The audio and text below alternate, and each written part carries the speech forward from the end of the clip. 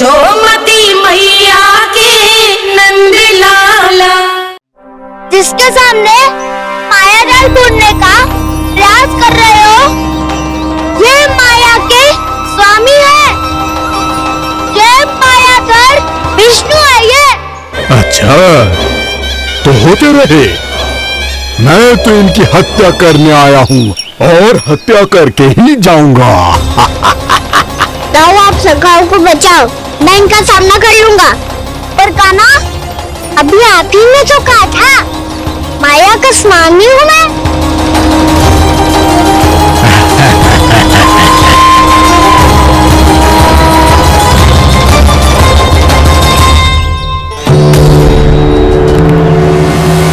ये तो मथुरा का व्यापारी है। इसको अर्थ वो जो था वो सच में छलिया हो तो कहीं वो नंदोत्तरा पहुंच जाओ। हमें शीघ्र ही गांव जाना पड़ेगा और सबको सावधान करना पड़ेगा। चल।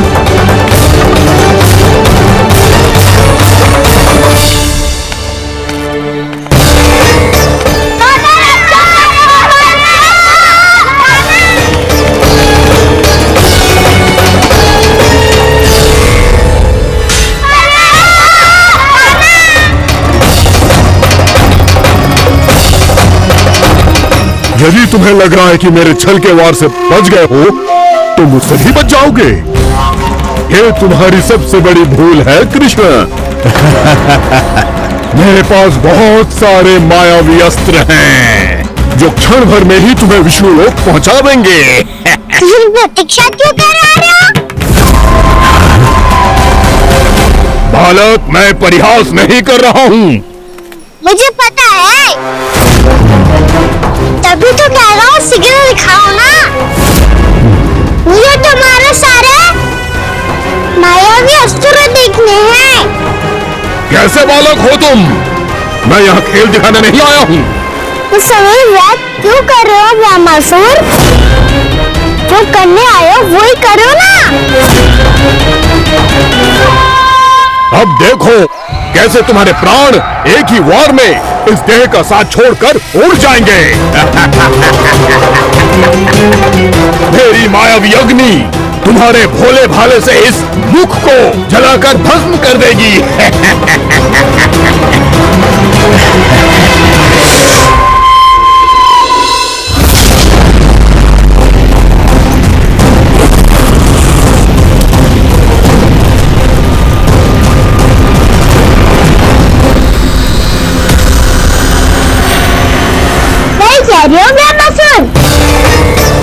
भोला बाबा तो दिखता हूँ मैं, मैया भी यही कहती है।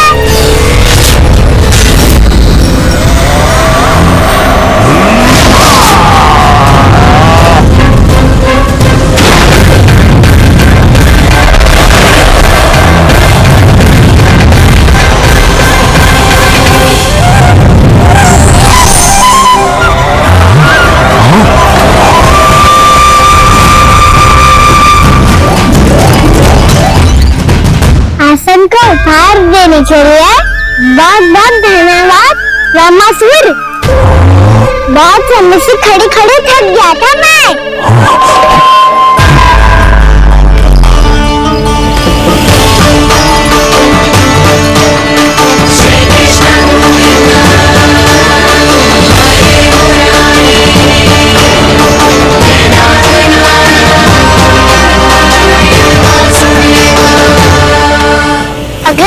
दिखाओ ना। तुम्हारी यही जिज्ञासा आज तुम्हारा अंत करने में सहायक बनेगी मूर्ख बालक।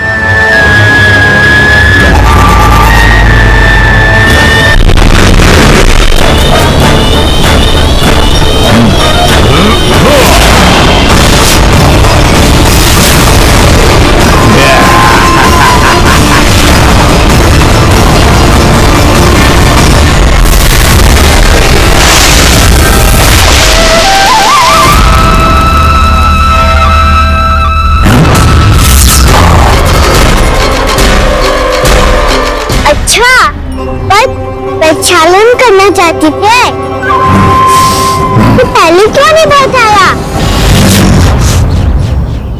मुस्कुराना बंद करो। तुम्हारी ये हंसी मुझे कांटों की तरह चुभ रही है। पर मैया तो कहती है कि मेरी मुस्कुराहट फूलों की तरह है।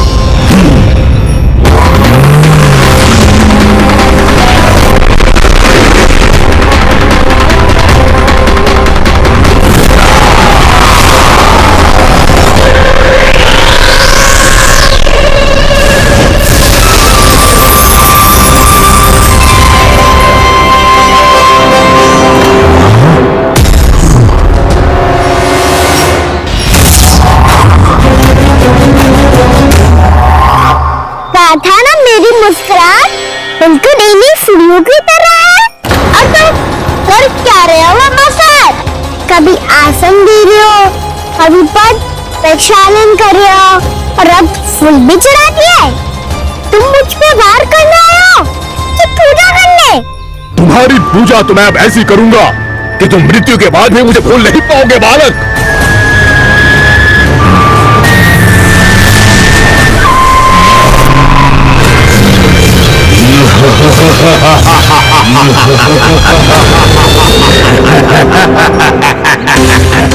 कान्हा, ये चट्टान से मुझसे हिली ना रही।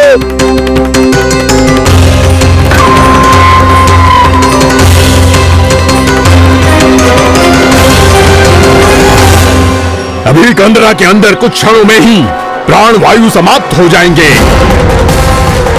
तुम्हारे सारे सखा एक एक कर अपने प्राण त्याग देंगे और तुम्हारा वध करूंगा मैं।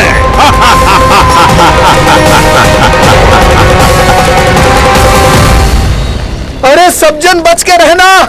छलिया आया हुआ है वृंदावन में। वृंदावन में मायावी छलिया। अरे क्या हुआ? कौन छलिया? मायावी छलिया, सबको छलता है वो। हाँ, कुछ भी कर सके है वो। बहुत भयानक। अरे भानु, ठहर जरा, क्या हुआ? बहुत भयानक है वो। बच के रहना सब लोग। अरे भेष बदल ले तो है वो। हाँ। क्या हुआ? छलिया है वो। अरे बात तो बताओ। रानी भाभी, रानी भाभी, कान्हा घर पर ही है ना? ऐसे भड़बड़ा क्यों रहे हो? और भूत देख लियो है क्या? भूत ना भाभी, छलिया से भेंट हो गई। सच्ची का माया भी छलिया है भाभी। क्या उल्टा सीधा बोले जा रहे हो? ठीक से बताओ। अब बोलो भी। वो कान्हा के पीछे पड़ो है वो। मेरे लल्ला के पीछे? हाँ रानी भाभी, हमारे अचेत होने से पहले हमने उसे ये कहते सुना था कि वो वृंदावन आने वाला है कान्हा से मिलने। हे नारायण, मेरे कान्हा की रक्षा करना। जसोदा जी, मायावी छलिए से बचना बालकों के बस की बात ना है। जीजी, बालक बनने अकेले हैं।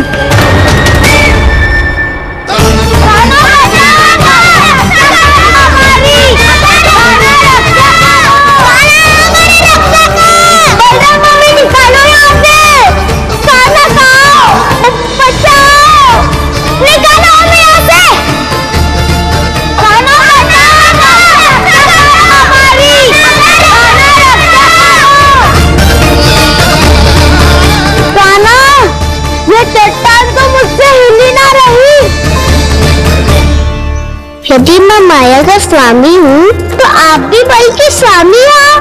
ताऊ, अपनी क्षमता, अपना सामर्थ्य स्मरण करो।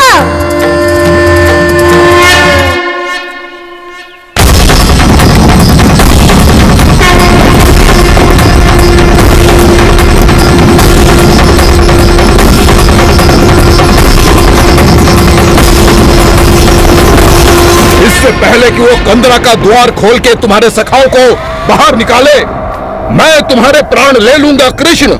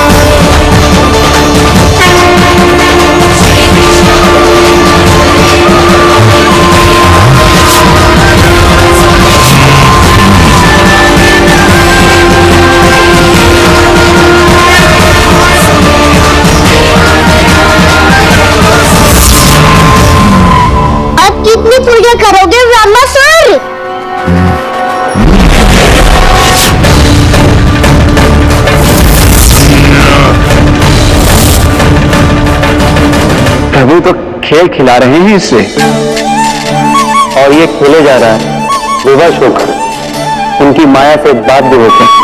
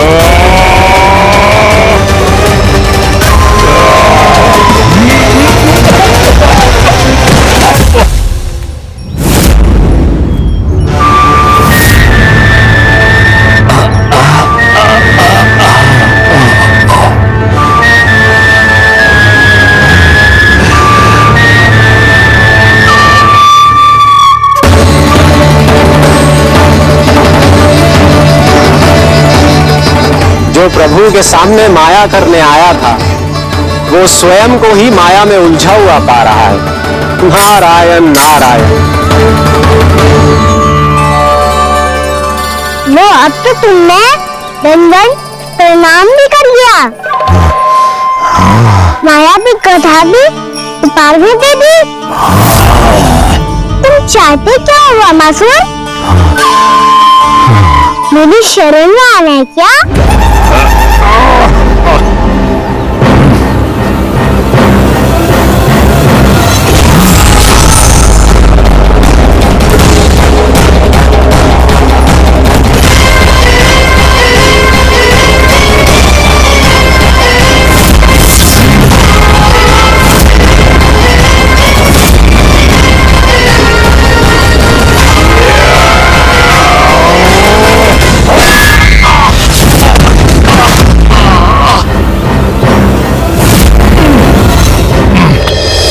सोच विचार का समय ना है हमारे पास। अपने बालकों की रक्षा के लिए इसी क्षण में निकलना होगा। और वो छलिया किसी का भी रूप धारण कर सकते हैं। सुलक्षणा तेरा, शांति तेरा या मेरा, किसी का भी रूप धारण करके हमें भ्रमित कर सकते हो। इसीलिए हमें सतर्क रहना होगा। समझ आई? चलो।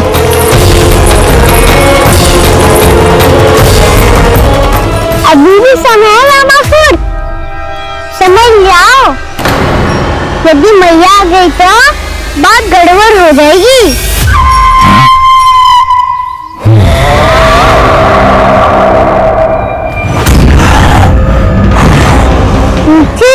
का कोई लाभ नहीं होगा।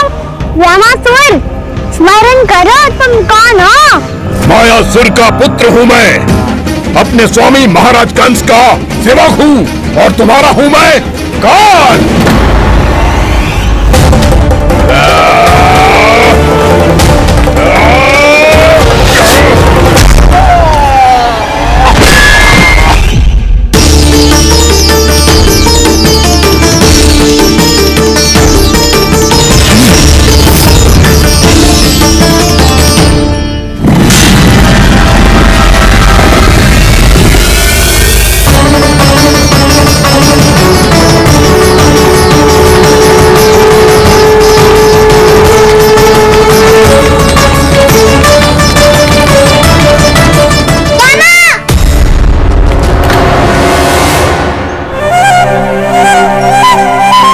बाबा कहते हैं दुष्टों को पहले बातों से समझाना चाहिए, फिर भी न माने तो अस्त्र ना उठाना सरलता होती है।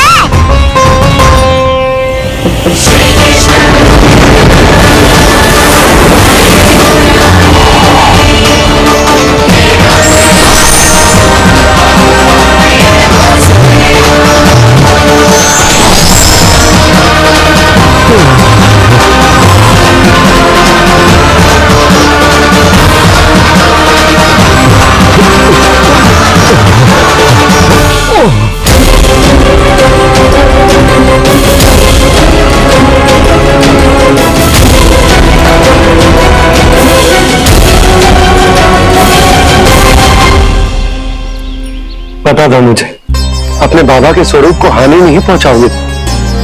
सही कही तुमने। पिता की छवि ही पिता के समान भी आनंदिया होती है। रमासुर, रमासुर।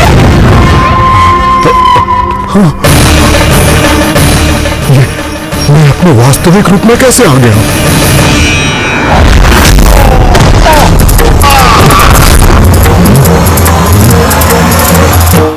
मेरे बाबा का स्वरूप नहीं लेना चाहिए था तुम्हें।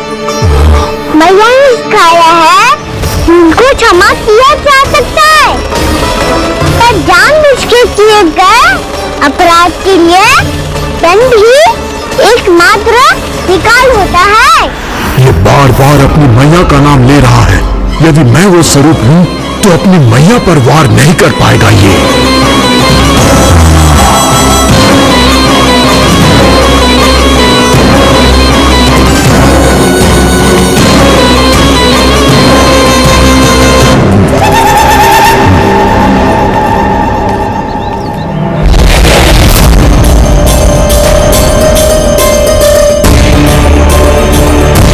लल्ला, मैं तेरी मैया हूँ, अपनी मैया को मारेगा? बच गया। समझाया था, पर तुमने एक बार मुझसे मूर्खता कर दी। इस पर तुमने पहले से भी बड़ी और पहले से भी भयंकर किया रमासुर।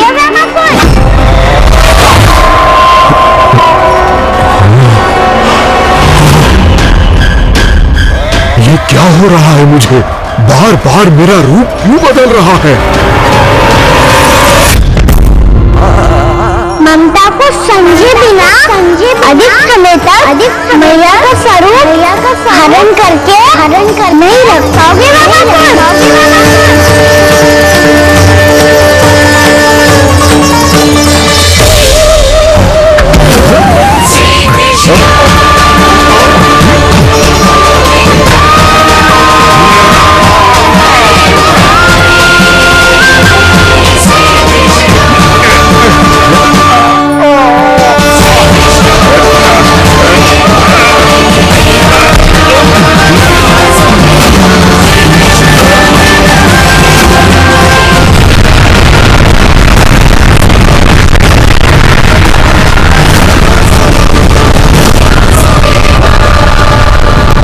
प्रभु के क्रोध से धरती भी कांपने लगी है।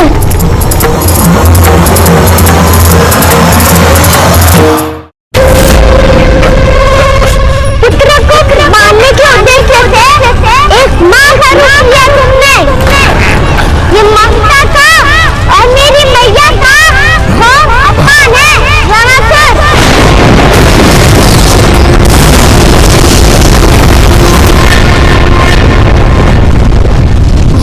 इससे पहले इस असुर के कारण निर्दोष प्राणियों का कोई अहित हो, मुझे कुछ करना होगा।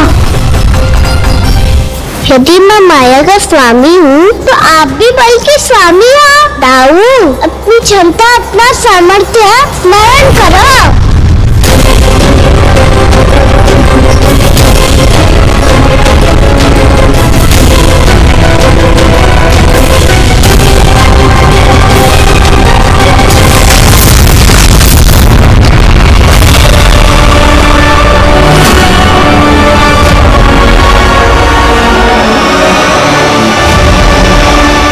अद्भुत बलदाऊ, अद्भुत। अपने बल का उचित प्रयोग करके आपने प्राणियों को हानि होने से बचा लिया और यह भी सिद्ध कर दिया कि इस युग में आपसे अधिक बलवान और कोई नहीं होगा। आज से आप बलदेव के नाम से भी जाने जाएंगे। आज से आप बलदेव के नाम से भी जाने जाएंगे। आपके चरणों का ये चिन्ह युगों युगों तक आपके बल की कथा कहता रहेगा। राम का चरण चिन्ह।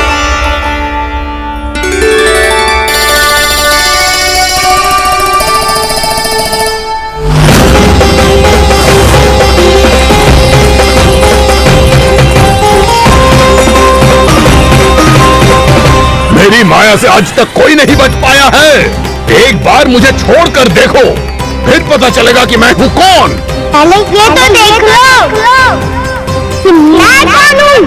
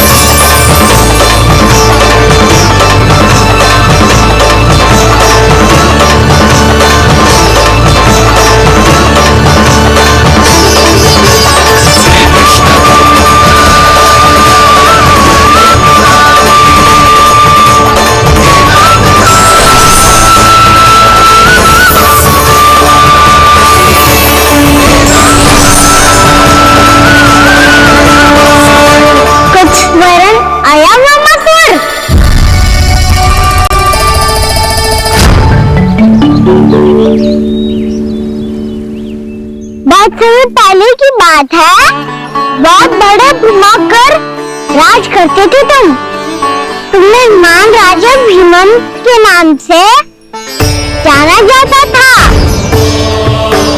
सब कुछ था तुम्हारे पास, पर शांति नहीं थी। इसीलिए शांति की खोज में अपना संपूर्ण राज अपने पुत्रों को सौंप कर मलय पर्वत की ओर चल दिए। अनेक वर्षों की तपस्या के बाद तुम्हारे तप की कीर्ति चारों ओर फैलने लगी और फिर सच्चे तपस्वी के रूप में तुम्हारी ख्याति से प्रभावित होकर महर्षि उलट तुमसे भेंट करने आए। राजा भीमरथ, आपने ईश्वर की प्राप्ति के लिए सब कुछ छोड़ दिया, पर अपना अभिमान नहीं छोड़ पाए। इसलिए मेरे आगमन पर सम्मान के साथ खड़ा होना तो दूर, मेरा अभिवादन भी नहीं किया। अभिमान तपस्वी का गुण नहीं होता है राजन, अभिमान राक्षसी गुण है। इसलिए मैं आपको श्राप देता हूं कि आप अगले जन्म में एक राक्षस के रूप में जन्म लेंगे, एक राक्षस के रूप में जन्म लेंगे। मुझे क्षमा कर दीजिए महर्षि, मैंने जानबूझकर आपका अपमान नहीं किया है। मैं तो यहाँ पर शांति की खोज में आया था, अपने भीतर के संसार में गहरे सोच विचार में डूबा हुआ था मैं। मुझे क्षमा कर दीजिए महर्षि, मुझे क्षमा कर दीजिए। अपनी भूल का आभास प्रायश्चित की ओर पहला पग होता है। मैं अपना श्राप तो वापस नहीं ले सकता, परंतु आपको एक वचन अवश्य दे सकता हूँ। जब भी प्रभु नारायण का अवतार होगा, आपको उचित समय पर वो वरदान देंगे जिसकी आप लंबे समय से प्रतीक्षा कर रहे हैं।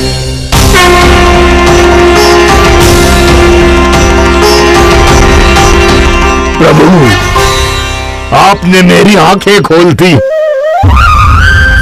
अब मुझे पता चल गया है कि आप कौन हैं और मैं कौन हूं। इसलिए आप मुझ पर कृपा करके अपने चरणों में स्थान दे दीजिए। मुझे वो शांति प्रदान कीजिए जिसकी खोज में मैं वर्षों से भटक रहा हूँ। शांति तो मोक्ष में ही है, इसीलिए मैं तुम्हें मोक्ष का वरदान देता हूँ।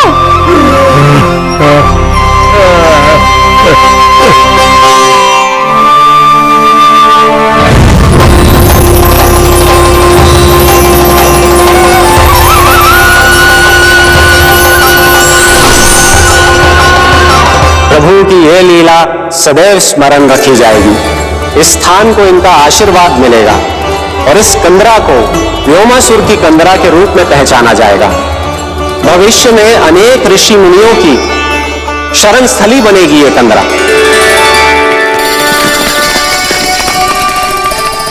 ये कोई साधारण बालक ना है। ऐसा चमत्कार कोई साधारण बालक थोड़ी ना कर सकते हैं।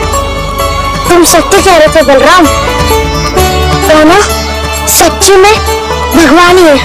तभी तो सब देवता इसे बसाने और इसकी ओर से युद्ध करने आते हैं। तुम सब ऐसे आंखें फाड़ के क्यों देख रहे हो मुझे?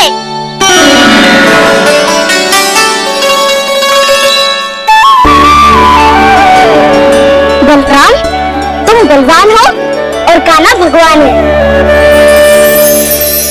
दूर दूर तक कोई दिखाई ना दे रहा है, ना जाने किस हाल में होंगे बालक। कहीं हमें तो मार्ग ना भटक गए शीघ्रता के चक्कर में। अब तो एक पग भी ना चलो जा रहे हो। जल, किसी के पास जल है क्या? कंठ तो मेरा भी सूख रहा है मौसी। भाभी, निकट ही जमुना जी है, कहूँ तो वहां से जल ले आओ। मैं भी जा रही हूँ भाभी, एक से भले दो। हाँ चल, शीघ्रता से आओ। हाँ।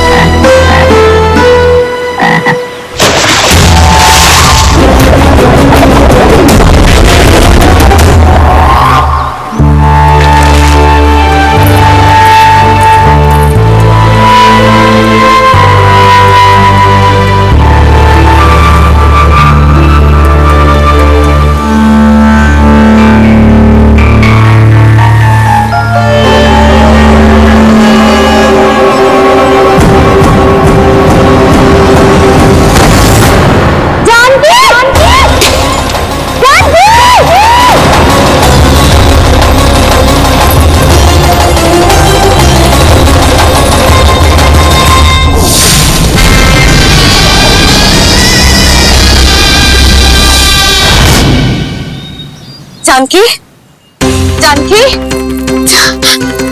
क्या हुआ इसे? देखो ना जी, अब छलिया की सूचना मिलती ही हम सब बालकों को ढूंढने चली गई और ढूंढते ढूंढते सबको बहुत प्यास लगी आई जी। तो जानकी जमुना जी की नदी से जल लेने गई और उसने जमुना जी का पानी पिया और उसकी जेदशा हो गई। बालक कहाँ है? वो ठीक तो है ना? ऊपर से सब ठीक है पर भीतर से बहुत भयभीत है सब। जानकी तो बिल्कुल नीली पड़ गया है, लगता है विष फैल गया इसका पूरे तन में। मथुरा के शहर से हृदय जी को बुलाया गया है उसके उपचार के लिए। जैसे ही इसने जल को मुंह से लगाया, जो गिर पड़ी, चटपटाने का अवसर भी ना मिला। हाँ वेद जी, और निकटी दूध पशु भी पड़े हुए थे। हाँ, मैंने भी अस्थियां देखी थी। इसका तो यही अर्थ हो सकता है कि समस्या वहाँ के जल में ही हो। वैद्य जी, आप रोगी की नाड़ी पे ध्यान दो ना। जी गोपियां क्या कह रही है उसे सुनने की आवश्यकता ना है। जब तक विष के कारण का पता नहीं चल जाता, हम उपचार कैसे कर सकते हैं रानी जी? जी, वो निकट ही यमुना जी में एक विशेष क्षेत्र है, जी सब उसी के जल की बात कर रहे हैं। तब तो ऐसा भी हो सकता है कि किसी विषैले सर्प के काटने का प्रभाव हो। पर सर्प के काटने का चिन्ह ना है उसके तन पे। सर्प जब काटता है तब उसके दांत के चिन्ह बन जाते हैं। मुझे पता है, बड़े बड़े सर्प को काटते हुए देखा है मैंने। एक दिन अब बचकर जो बड़ी बड़ी आंकने का समय ना है।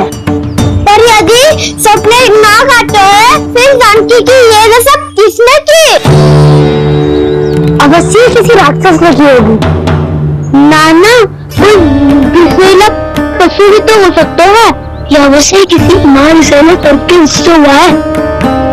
सर्प ने भले ना काटा हो, लेकिन ये अवश्य ही किसी महाविषैले सर्प के विष के कारण हुआ है। कालिया नाग। कालिया नाग?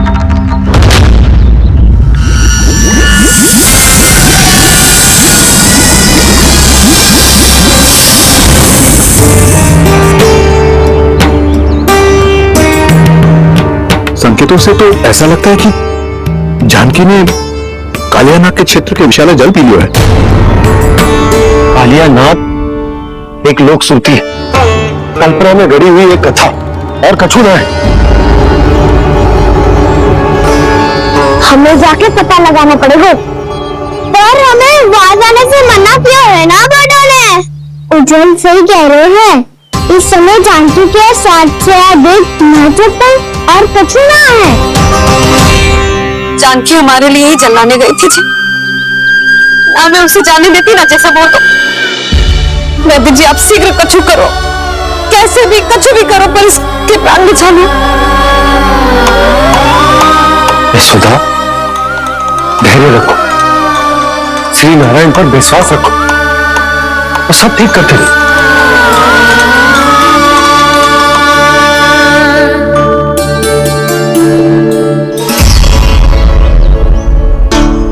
विष की काट की मेरे पास जितनी जड़ी बूटी थी मैंने सब अर्क बना के पिला दी, पर इसकी दशा में अभी तक कोई सुधार नहीं दिख रहा है।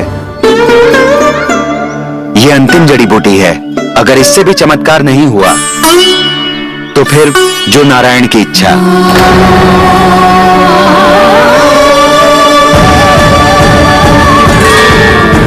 पर कोई तो उपाय होगा जानकी को बचाने का। कान्हा, यदि तुझे किसी औषधि के बारे में पता है हमें बता दे, हम जाके ले आएंगे।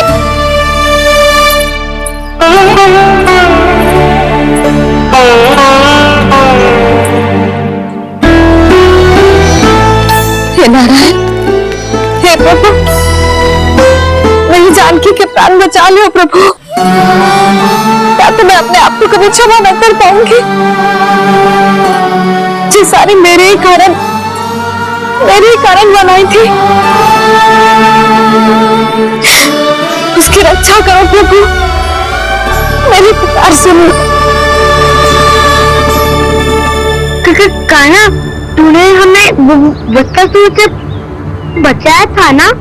और बकासुर से भी तो, और छुए से भी तो तुम्हें बचाया था ना?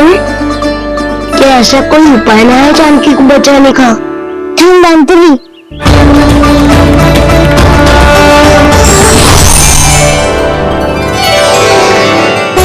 मैं आ गया हूं प्रभु, चिंता मत कीजिए,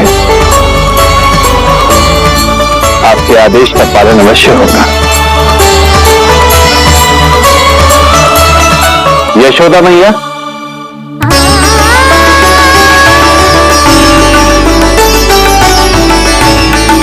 मैया आपको कोई पुकार रहा है।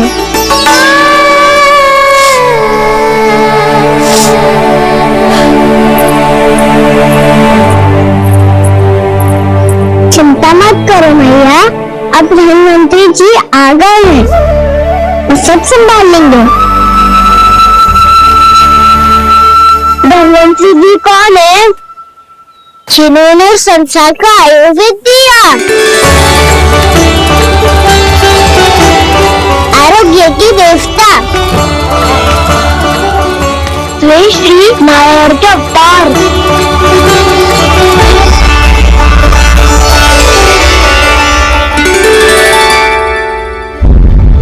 मुझे पता चला है कि आपको वेद की आवश्यकता है। हाँ, भीतर आइए।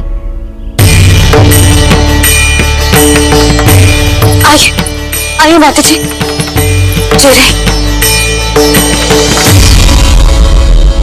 मथुरा का सर्वश्रेष्ठ वैद्य अर्थात मैं यहां आ चुका हूं और रोगी को जितनी औषधि की आवश्यकता थी सब दे चुका हूं। निश्चित रूप से आपने विष की काट के लिए बहुत ही उत्तम अर्क तैयार किया है, इसलिए किसी और वैद्य की आवश्यकता नहीं है। किंतु आप अकेले कितना कुछ करेंगे वैद्यराज, मुझे अपना सहायक ही बना लीजिए। पर जो करना था मैं पहले ही कर चुका हूं। हाँ, वो तो आप कर चुके हैं, बस रोगी के तन से विष निकालना शेष है ना वैद्यराज? हाँ हाँ, बस वही शेष है। इनके रक्त को विष रहित करने में मैं आपकी सहायता करूंगा। पहले यह संजीवनी मानी जाने वाली इन लाल फूलों की बूटी को भी घिसना है ना?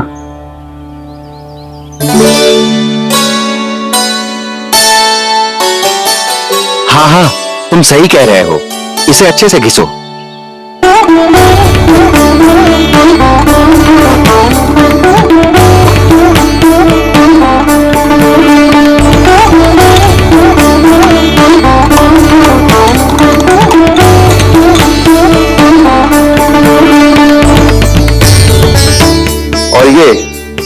खिले फूलों को भी तो मिलाना है ना। हाँ हाँ, अच्छे सहायक बन सकते हो तुम, ऐसे ही श्रम करते रहो।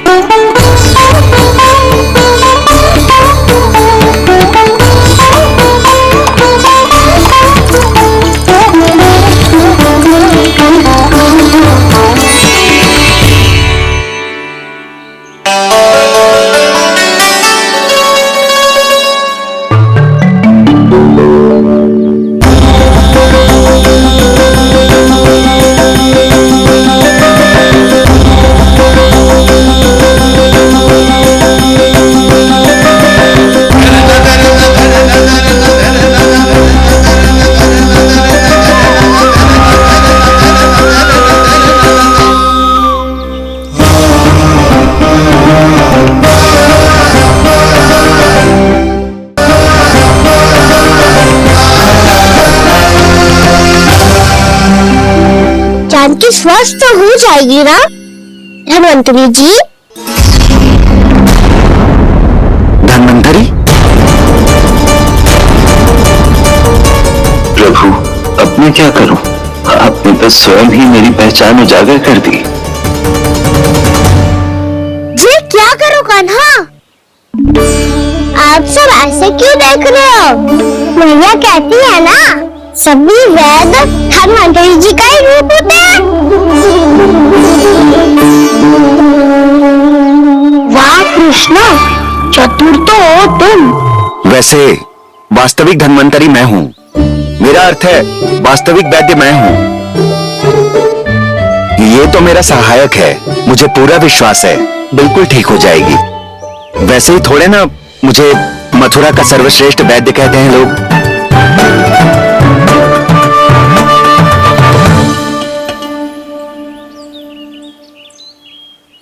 जसोदा भाभी, जसोदा जी, जानकी को चेतना आ गई। जानकी, जानकी, जानकी, तू ठीक है ना? क्षमा करना भाभी, मैं आपके लिए जल ना ला पाई। बस बहुत भूख लगी है। मैं अभी कुछ लाती हूँ। जानकी माखन खाओगी?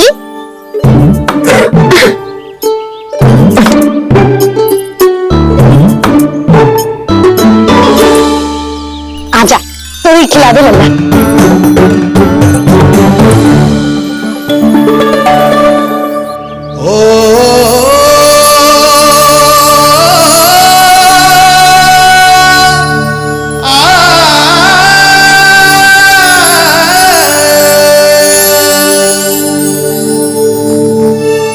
तुम सब मेरे लल्ला को माखन छोड़ कहती हो ना, आज देखो अपना ही माखन जानकी को खिला रहे हैं।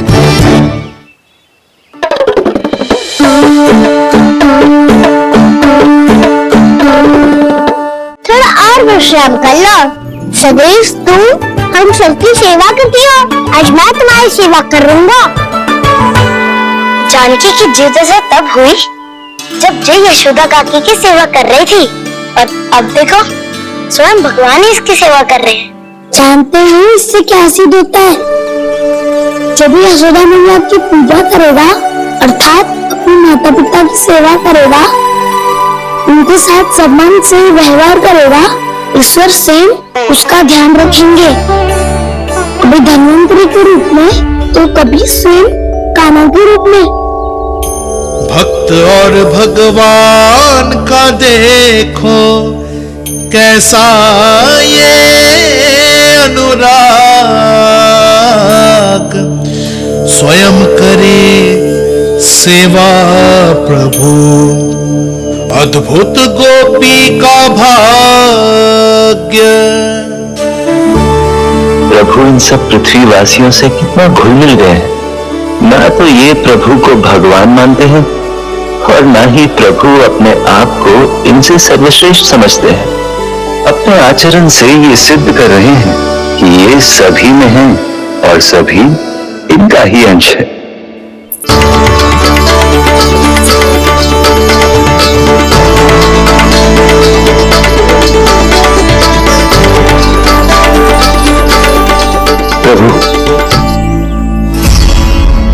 जाने की आज्ञा दीजिए।